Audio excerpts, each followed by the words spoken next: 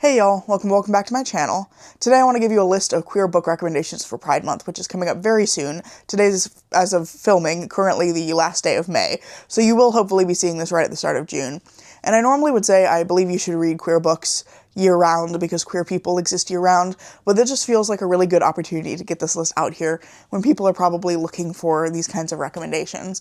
So hopefully there's something on this list that will spark your interest and get you excited to read for Pride Month and beyond. Before we dive into the books though, I want to briefly shout out Rainbow Rat Parade, which starts on June 6th and runs through June 13th. This is a charity event over on Twitch that my partner has created and has organized the last several years, and this year I'm serving as one of several co-captains helping him run the event.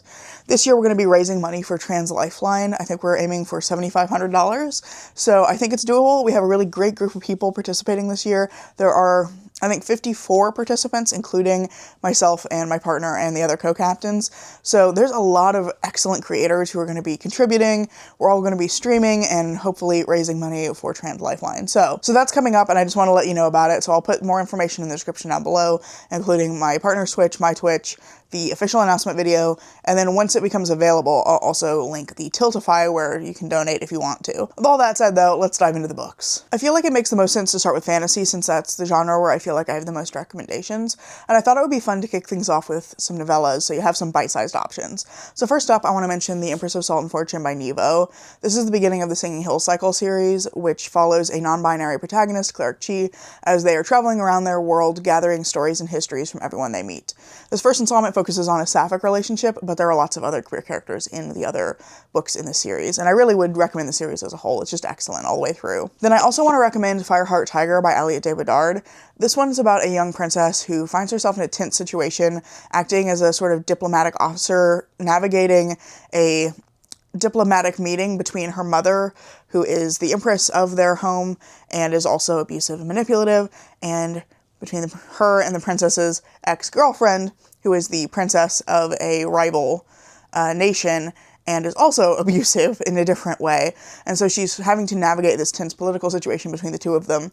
And along the way, she starts to find support and healing and friendship and even love in a very unexpected place. Finally, I want to mention The Order of the Pure Moon Reflected in Water by Zen Cho. This is a title I always have trouble saying. I get it backwards every time. But this one is a wuxia-inspired fantasy following a young votary who joins a group of thieves to go on a journey. And I can't tell you a whole lot about the representation in this one because it would spoil some of the conversations that happen later in the book, but while I don't remember a ton of the plot because it's been a few years since I read this one, what's really stuck with me is the tender relationship that forms at the center of the story between the votary and one of the thieves, and the way that the book is navigating gender presentation, the way that people view you and how that impacts how they treat you and how they interact with you. I thought that was a really interesting thematic piece of this story, and that's really what stuck with me since I read it several years ago. Moving on to our novel options, I want to offer first up one of my all-time favorite series, but it's a series I have to offer with a caveat because it's very dark and it's not going to be for everyone. And this is The Radiant Emperor duology by Shelley Parker Chan. This is a gender-swapped retelling of the rise of the Ming Dynasty, and the story follows a young woman who, when she's a child, is told that she'll basically be nothing. Her fate is nothingness. But her brother is given a fate of, like, grand ambition. And she sees an opportunity to take over her brother's identity, and she does that, and she runs with it and creates an entire new life for herself. It goes a lot of different places from there. This is very political. There's lots of, like, war and violence and a lot of other dark themes, including, like, self-harm, harm toward children, war. I think there's some sexual violence as well. There's a lot going on here, so it is dark, and I think you need to go into this one in a good headspace. If you can, and if that appeals to you, I think it's definitely worth picking up, because this one is a really interesting exploration of gender and embodiment. Like, it's exploring how these different characters exist in their bodies, how they feel their gender, how they present themselves to the world, how they interact with other people, physically and emotionally and mentally. It's just a really interesting exploration of embodiment of gender, and I really, really enjoyed that part of the story, as well as found it a very, like, engaging and exciting political history retelling. I have one other kind of dark recommendation for fantasy, which is The Red Winter by Cameron Sullivan. but I have to recommend this one because this is one of the best books I've read so far this year. This is a new release for 2026, and it follows a sorcerer named Sebastian Grave, who's immortal and also possessed by a demon, and he is recounting in this story the time that he was involved in the hunt for the Beast of Gavaudan, which is actually a true bit of history. I highly recommend looking it up if you're not familiar with it. It's really interesting. There was like a beast attacking the French countryside in the 18th century, and they still don't know what it was. So Cameron Sullivan has taken that and kind of run with it. And so Sebastian tells the story of how he was involved in that initial hunt for the beast, and then 20 years later returns to Gavaudan to see if rumors that the beast has returned are true.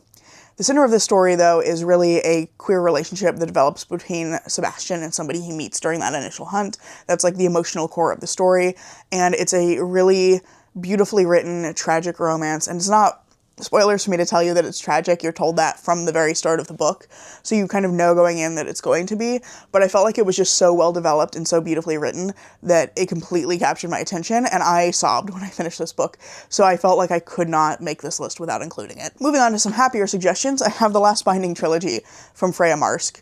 This is a series of spicy fantasy romances set in Edwardian England, and also on a ship in this one, following people who are unraveling a magical conspiracy.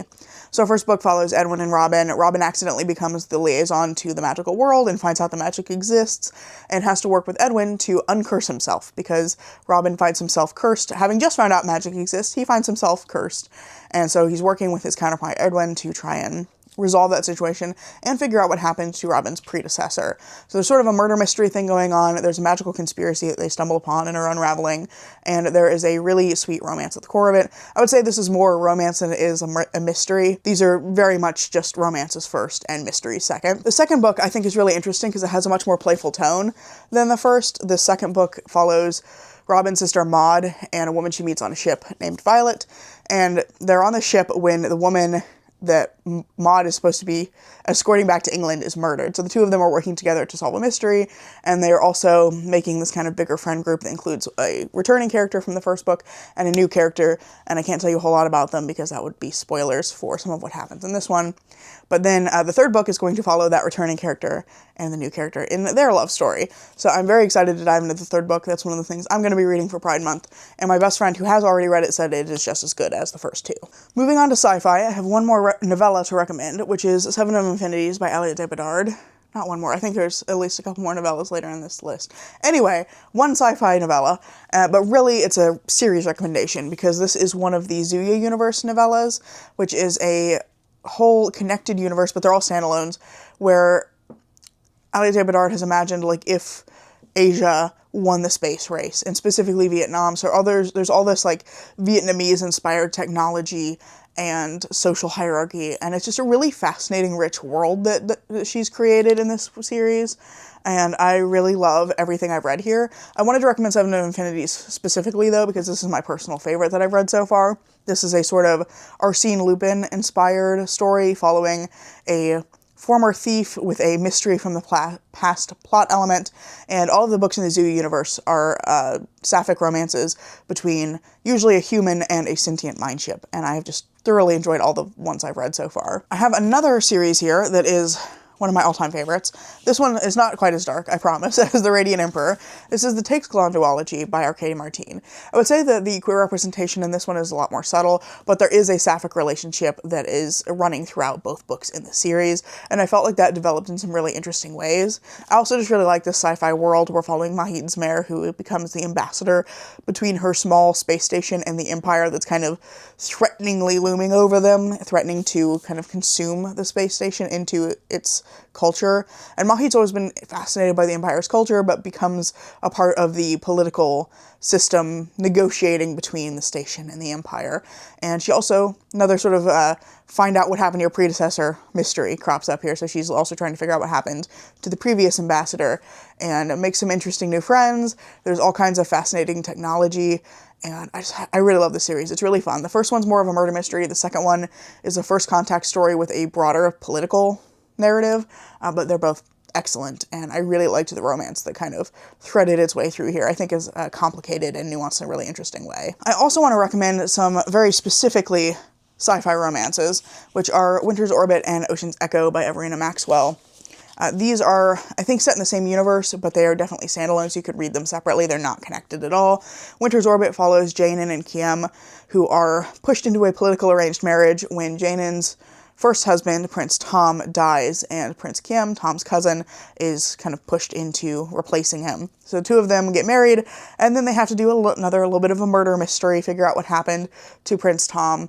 And this is also a really fascinating exploration of domestic violence. So heads up that is a very central theme in this story, but it's really about a character navigating the fallout of it and figuring out, like, who are they outside of the context of that abusive relationship, and figuring out how to heal and finding support in, the people around them. So I thought it was really beautifully done and really empathetically written, so I really enjoyed that aspect of this. The world building and plot are a little bit shaky, but I really liked the central romance. And then Ocean's Echo follows Tynell and Surrett, and the two of them are put into a program where they are basically, like, mind linked. They're kind of in each other's minds all the time, and they're having to navigate, like, keeping their identities separate while also sort of slowly becoming the same entity. And I thought that was really fascinating. I really liked the development of their romance, and I felt like the world building and the plot were a little bit stronger in this one too. Next up, we have The Blighted Stars by Megan E. O'Keefe. This kicks off a trilogy, but I can't recommend the rest of it because I've only read the first book, but I have to recommend the first book because it has one of the most devastating romances I have ever read. Ever. There's another one I sobbed when I read. This one and Red Winter. Like, those are the two.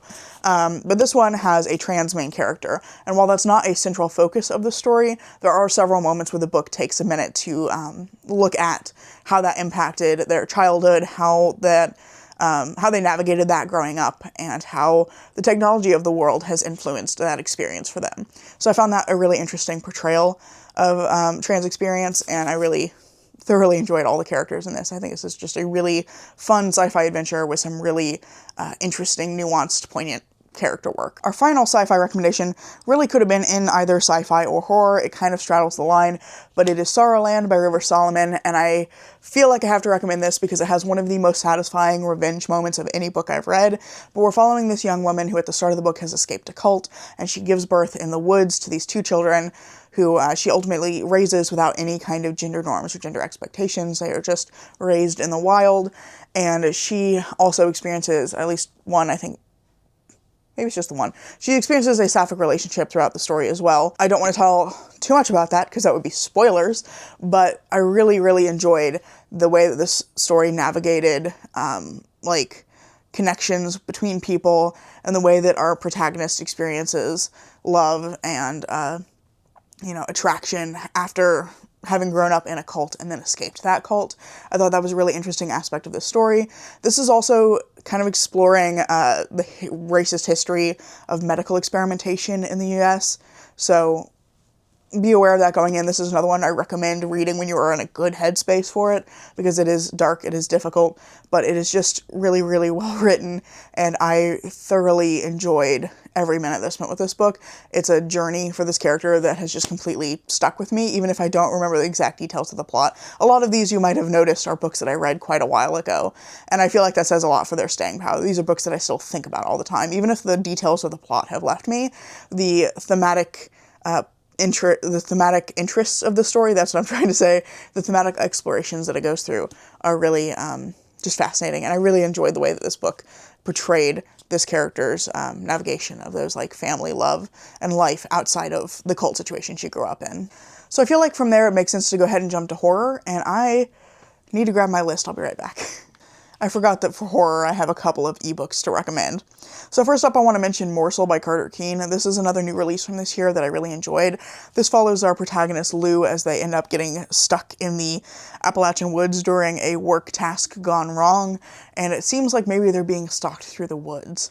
I really enjoyed this one. We have a agender protagonist, which again was not a central piece of the story, but was explored in interesting ways in terms of how Lou viewed themselves in connection to other people, and how that influenced the way that other people saw Lou and interacted with Lou.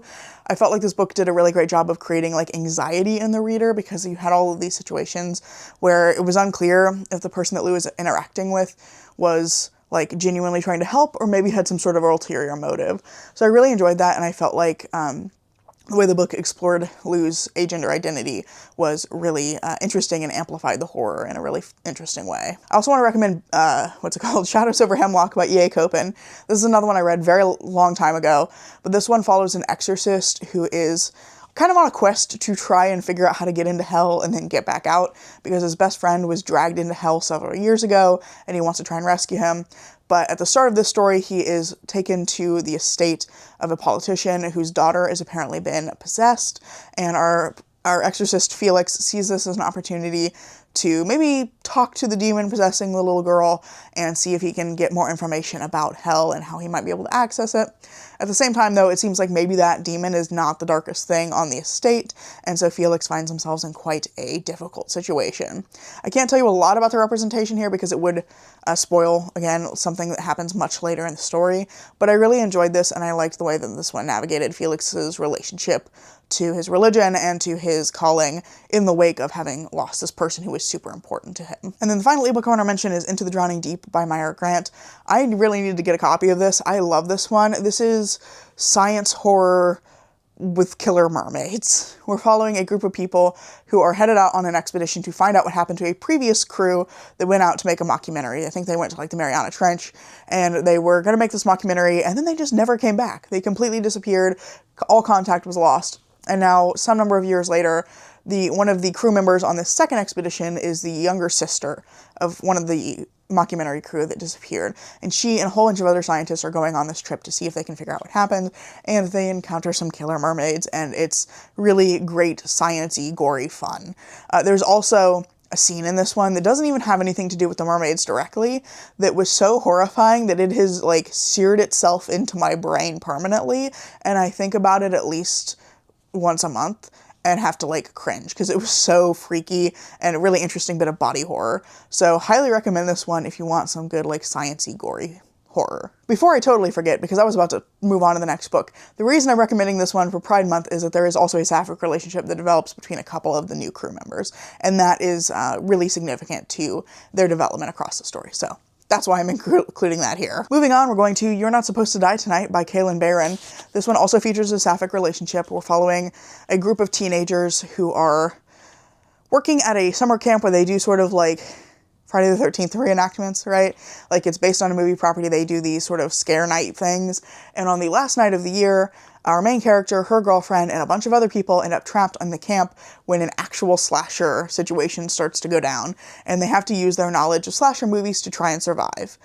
This was so much fun. I really enjoyed the characters here. I liked that they knew a lot about slasher movies. They were trying to do all the right things, and the horror was still happening to them. That's the thing I love in a horror book, is when it can convince me that the characters are smart, and they're doing the right thing, and they're still getting killed off. That makes it so much scarier, I think.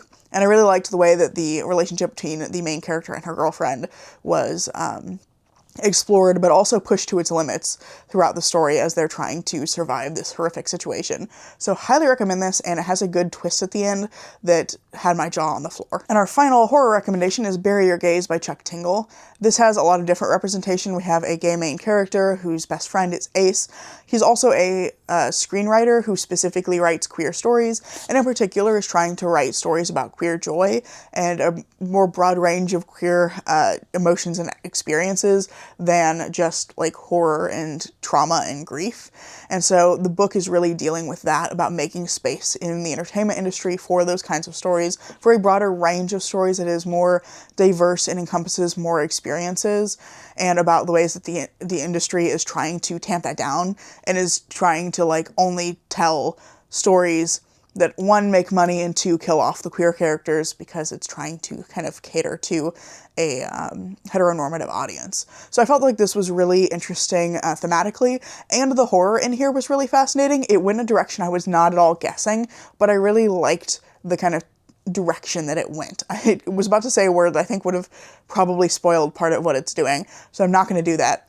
But I will say it feels a little bit close to reality right now, and I found that really extra scary as that layer of oh, this isn't that unbelievable, actually.